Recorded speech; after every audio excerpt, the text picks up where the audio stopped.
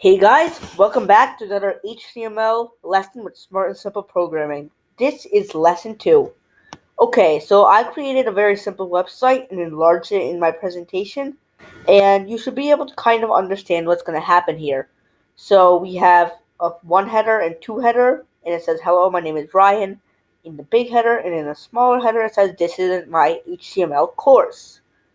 And then here we have a link to youtube.com, and it says go to my channel. So when you click on that text, it will when you click on that text, it will go to this link on YouTube. Then we have a paragraph, and it says learn code today.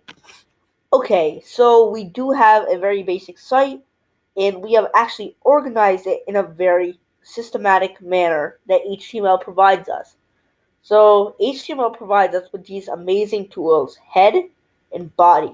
We can actually organize our text and elements with these tools. So when we have head, we put the headers in the head. You could put the headers in the body, nothing wrong will happen. But say you're dealing with a really big site, which I'll actually show you later. Say you're dealing with a lot of code in a really big site, like an actual website that you might go to, like YouTube. And if you put headers in the body and bodies in the headers and all that, just jumble everything up or don't even use organizers, it'll be pretty hard to follow the code. So when things go wrong and when you are editing in the process of coding something and you just don't know where elements are. So it's good to be in the habit of putting things in the head and body to organize your elements, and this makes it a lot easier to code.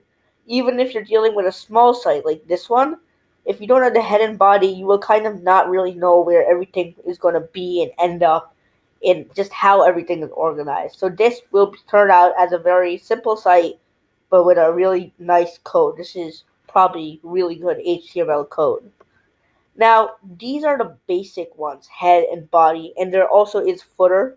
There is a footer element, footer tag to put in here, but we're not going to use that because we're not making a real site right now. But there is one more element called a div.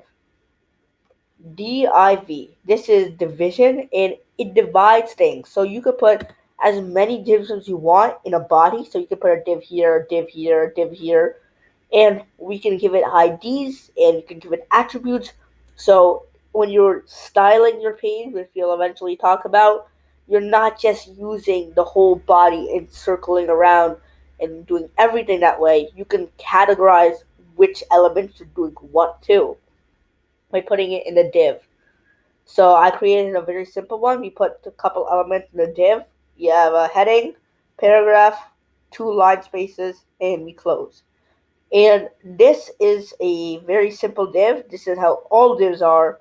And it just is a lot easier to organize things when you're dealing with a big site.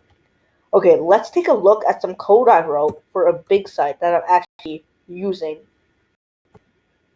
So I'm going to go to my REPL website.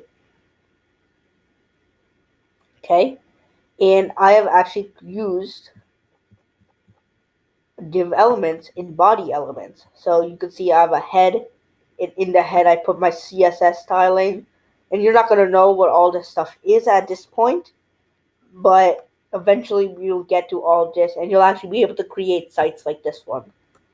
And we close the head. Then I actually did not create a body for this one. Because I just didn't have the need to do it. But if I wanted to, I would have put the body here and right where the head ends. So we have all the header stuff and then we have the body stuff. Now when I run this, and also the divs, for each page I create a div element. Div, and I give it different IDs. So all this is for one div element because this is one page.